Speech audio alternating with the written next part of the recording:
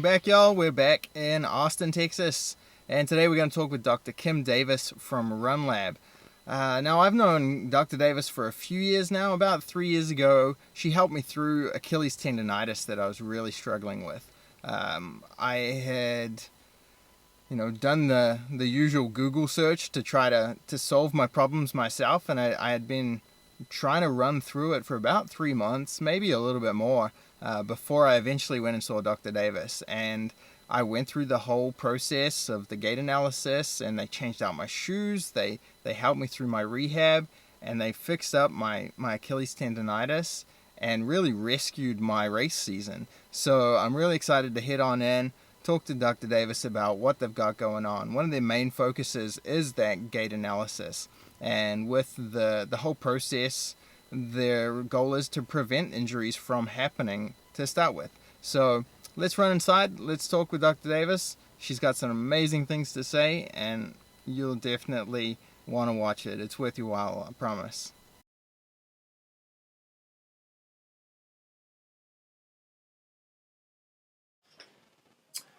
Okay, we're sitting here with Dr. Davis, and I kind of gave you a little intro before we walked in, but I've known Dr. Davis for about 3 years, maybe a little more. I think it was 2015 where I came to Run Lab with some Achilles issues that it was just bugging me. It'd been ongoing for a few months, and I was trying to run through it. I'd done the old WebMD thing, and it didn't really work out for me. I'd tried all sorts of tips and tricks that I found online, and I just couldn't get rid of this Achilles issue. So I came to Dr. Davis, and they took a look at my run gait, and they ended up, totally changing out my shoes. I was wearing a custom orthotic, and that went in the trash. And through some rehab, we fixed up my Achilles issues, and I essentially saved my 2015 race season. So, Dr. Davis, tell us a little bit about the gait analysis that you do here, and really a lot of the misinformation there is about running injuries in the world, and how you're going about fixing them. Yeah, that sounds great. So just a little backstory on Run Lab and kind of how it came to be. So I founded Run Lab in 2014, and it was really out of a need to solve a lot of my own issues because I got into running as an adult. I didn't run as a kid, not athletic at all actually, and got into triathlon sort of in my mid to late 20s, and then started kind of dipping into the Ironman world. And as I increased my mileage, I got really frustrated because I found that I was just chasing injuries around constantly. I'd solve one thing and another thing would pop up, and I just couldn't really get over that hump. And so started trying to seek out help with the running side of things because I really felt like it was the way that I was running, not the run, that was the problem, but I couldn't find help. And so I was in chiropractic school at the time, so I learned everything I could about biomechanics and just dove really deep into that world and was really able to solve pretty much everything. I had this one lasting knee thing that had come from a trauma on a bike at one point in like mid-20s, and just couldn't quite get over that issue. So solved everything else. Fast forward a few years, ended up in an orthopedist office because I was training for an Ironman at the time, and I really wanted to solve this issue. So looked for an orthopedist that specialized in runners and athletes and things, and I remember the conversation very clearly because I sat in his office and he had done an MRI, and he sits there with my report and me and says, the thing is, there's nothing structurally wrong with your knee. What you need to do is you really need to stop running. You need to focus more on biking. Running is really bad for your knees. And it was just this deflating, horrible, horseshit answer because, it really, there was no talk about what was going on with the run or the underlying biomechanics or what we could do to solve the issue.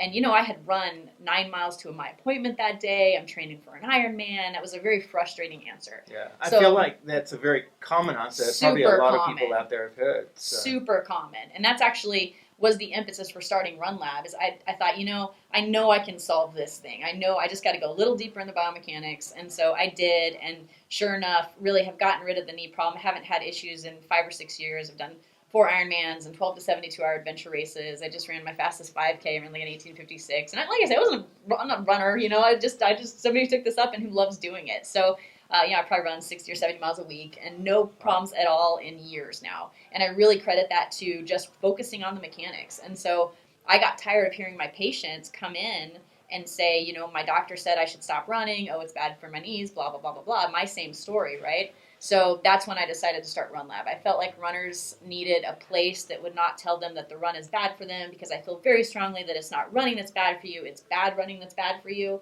And so that's what we focus on as a company, is we help people understand their movement patterns, their gait, the way that they move from a full body perspective. So we look at structure, range of motion, strength, and then we look at gait, and we put all of that stuff together and we say, okay, what's optimal for you?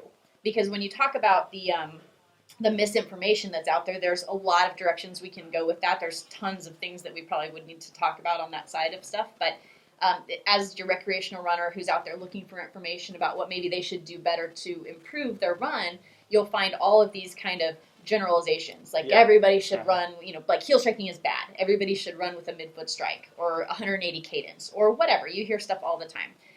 The challenge with that is that there's no, it's not specific to the person. So they're not taking that person's structure, their range of motion, their goals, their injury history. They're not taking any of that stuff into account when they're saying that, a heel strike is bad, for instance. And so these runners get all of this stuff in their head, and they try to change their movement, they try to change their gait, and then you're not really taking away load from the body, you're just moving it around when you change something about the way that you run.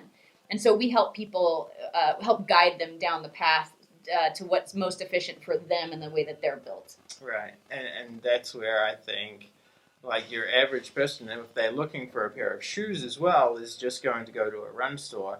Now, I don't want to bag on run stores, sure, because they're providing a service, but they don't have the specialist knowledge that you have in regards to what shoe is going to fit you. Right. Once again, it's a very general. Let's see you run down the pavement. I'm going to look at what's happening, and then we're going to pick a shoe off the shelf that fits. Right. So what you've got going on is much more specific.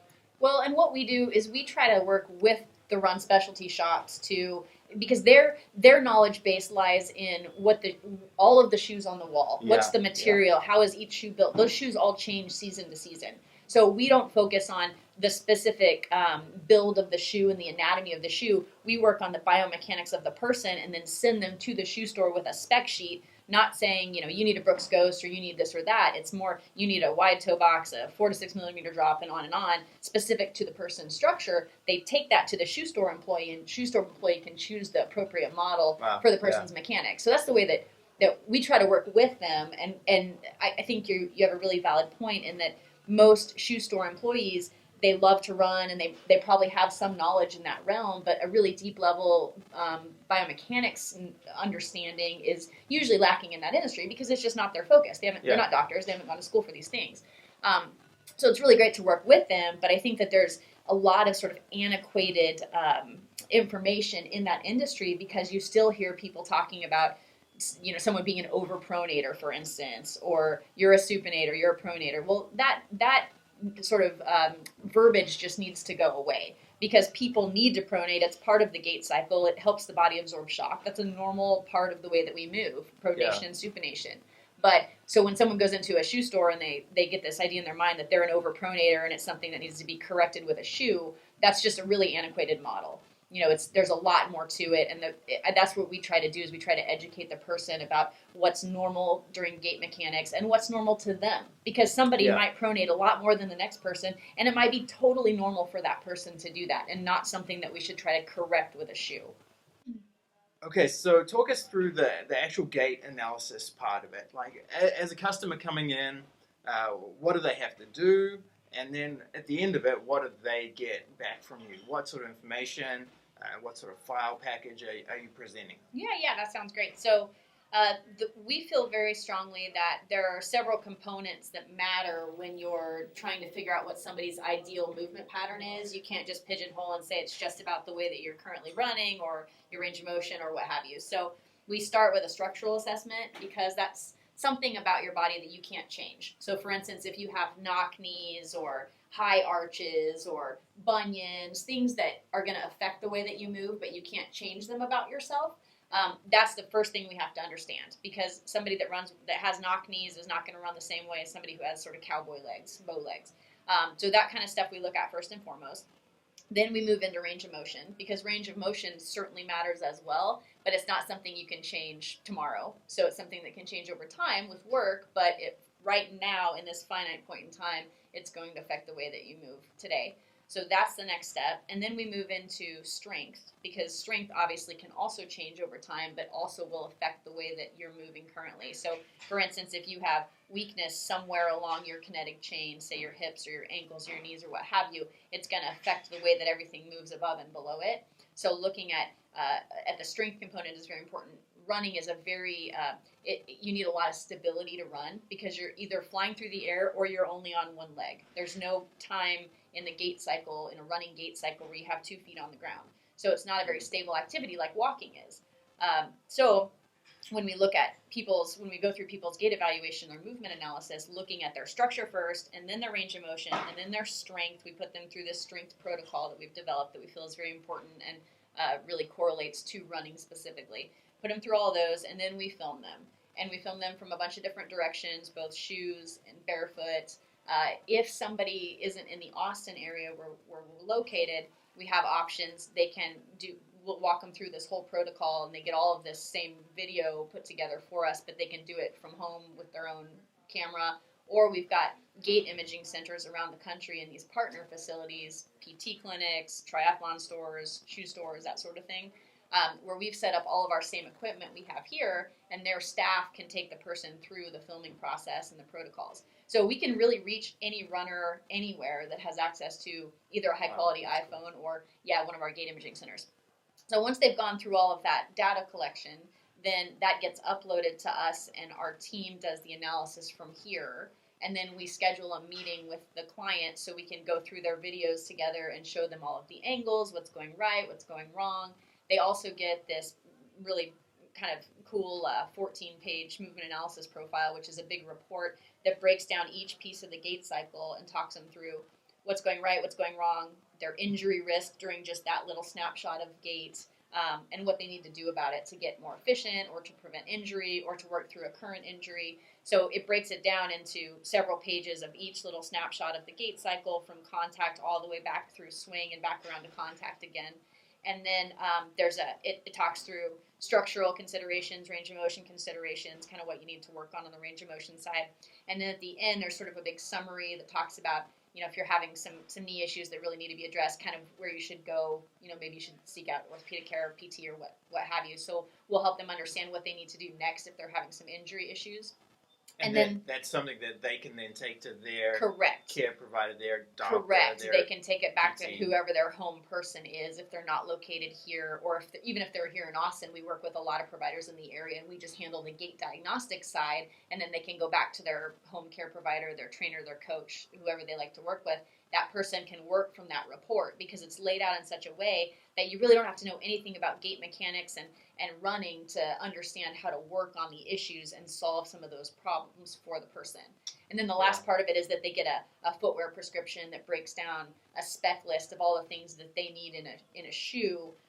We won't say things like, you need a Brooks Ghost or what have you. It'll say, in priority order, these are the specs that you need based on your full body biomechanics. You can take that footwear prescription into your local shoe store, and they can choose a shoe that fits that spec list. So you mentioned in one of the talks that you did up in Dallas that I went along to, that you get a lot of injuries from people who are running fun runs or like a red dress run or something like that, because they pick a costume shoe or a shoe that matches their outfit, but it's not the right shoe. And it might only be a short run, but you can pick up an injury in that short space of time. Most definitely. We get so many people that come in with injuries because they did the Goofy Challenge, because they're like, man, I needed some green sparkly tennis shoes to go with my green sparkly tutu.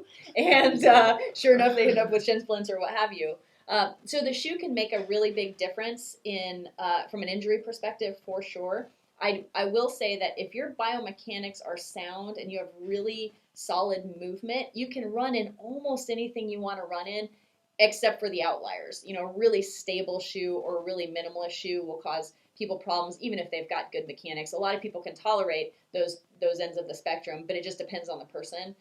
But if you're somebody who's got pretty sound mechanics, like our elite guys, they'll run in whatever shoe contract is going to give them the best deal, right? Yeah, they don't choose a shoe that is the golden shoe and then go after that company and say sponsor me. They say, who will sponsor me? I will definitely run in your shoes. Because there's good shoes in every line. It just depends on what works for you based on your mechanics, based on your structure. And if you're doing the work on the back end to work on your strength and your gait training, then you have a lot more leeway on the type of shoe that you run in. Okay, and so the shoe is really just going to highlight underlying issues that are already there. Right. Okay. Right. And it can be sort of a temporary stopgap for issues, but at the end of the day, if you don't solve the underlying mechanics and the strength deficits, you're going to have problems somewhere else. So, for instance, if you put somebody in an arch support, a lot of times that can cause just as many problems up the chain as it solves. So, for instance, your foot might start to feel better for a period of time, and then your knee starts giving you problems in 6 months because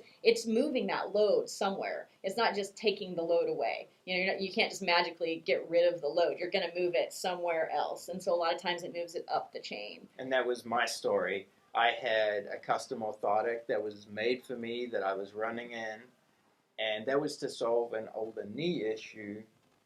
And then all of a sudden I had this Achilles issue and I had ankle issues and things like that. It just transferred the load somewhere else. It's a super common issue. And we've had a lot of people with things like plantar fascia problems or Achilles problems or heel pain or what have you, and they go into a more cushioned shoe and that feels good for a period of time, and then they have with the knee problem. So then they try a different shoe to solve the knee problem, and then the load goes back down to the ankle or goes to the hip or what. So that was my story originally. I was just chasing stuff around, and it was because I wasn't looking deeper into the underlying mechanics that were causing the problems and the strength deficits that were ultimately to blame. Once I attacked that issue, that's when things got significantly better, and I got faster.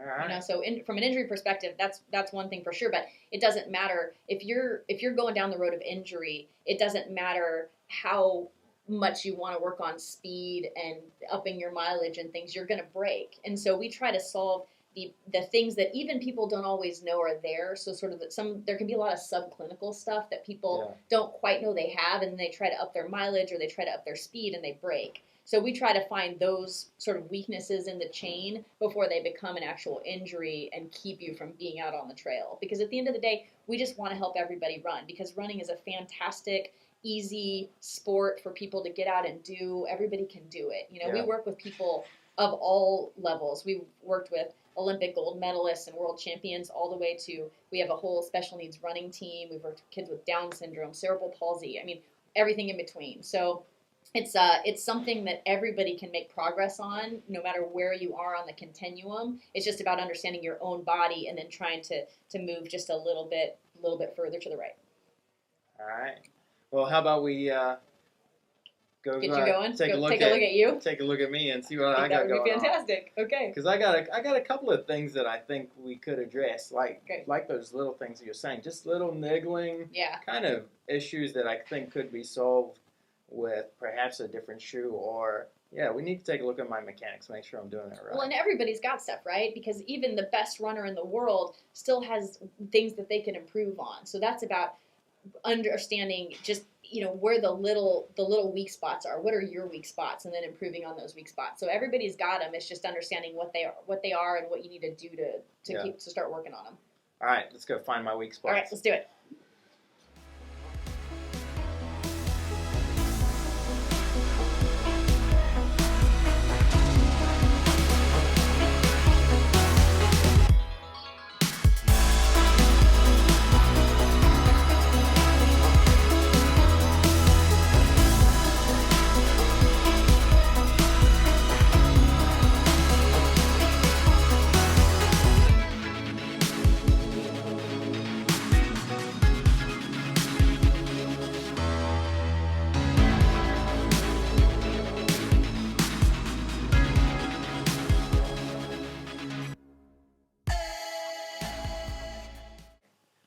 Okay, so we've just done the analysis. We started off with the structural and the range of motion. Yep. And then we did the treadmill, of course, but we won't get that file uploaded until a little bit later. So tell me about what you saw of the first two parts. Yeah, so in looking at your structure, some of the things we noticed are we take a look at your arch height and the way that your ankles are built and your knees and your hips and all of these things. And everything's pretty structurally sound on you. You don't have any big outliers on one end or the other. You know, you're not super knock-kneed. You don't have a lot of bow-legged or tibial torsion or any of these things. One thing that we did notice, though, is that your left arch collapses significantly more than your right side does. So that was one of the findings. That can be a range of motion thing. It can be a strength thing. There's multiple factors that can go into why that's happening. But right now it's sort of just data gathering, so we can put it all together in the context of the bigger picture once we look at the way you move. Okay. But I think maybe share a little bit about what you were struggling with most recently, because that sheds a little light on why that even matters. So the shin stuff. Okay, so the injury that I was struggling with was posterior tibialis, is that right? That's right. Okay, so I was having some difficulty just like in the last couple of months when I was running with some soreness, some tightness. I could run through it. It was bothering me, but it wasn't really stopping me from running. So obviously that you saw some things, and I actually came down here and worked with a couple of the massage therapists, and we found a solution, but you can kind of see through the range of motion and the strength work that we just did now, you can kind of see what's causing that. Yeah, so where you were having your issues, a lot of times people sort of chase where the pain is happening, and you were having pain sort of up behind the tibia and the shin area, which is typical of a posterior tibial problem.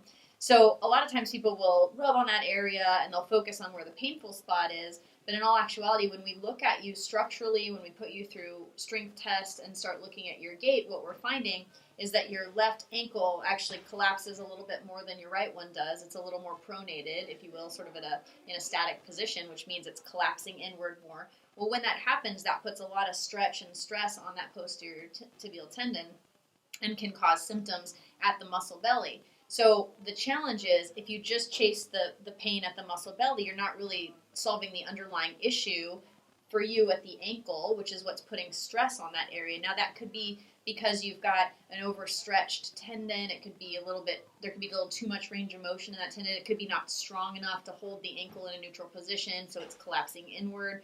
There's a lot of reasons why that ankle might be collapsing. You might have a little leg length difference. There's some reasons behind why that is happening. Right now we're sort of data gathering and saying, okay, well, this is one piece that we need to pay attention to because it's certainly putting excess load at the place you were having your symptoms.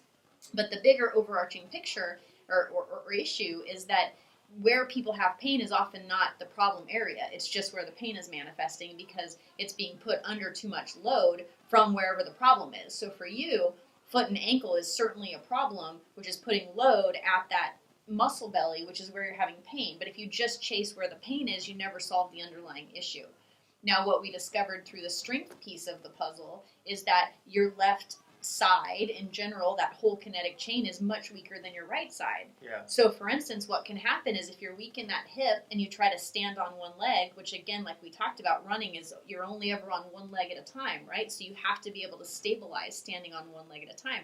When you try to stand and squat and move on the one side, your knee sort of dives in because you have weakness at the hip, which also puts load down into the inside medial part of the ankle. So it may be that collapsing of the ankle is not a weakness at the ankle. It might be a weakness at the hip, creating so much load that the ankle isn't strong enough to come back from that and neutralize. So we have to look at the whole picture to understand why you're getting pain where you're getting it. And I think that's sort of a model that's kind of flawed out there in the world, is that we always tend to chase where the pain is instead of looking above and below and saying, why is that happening there?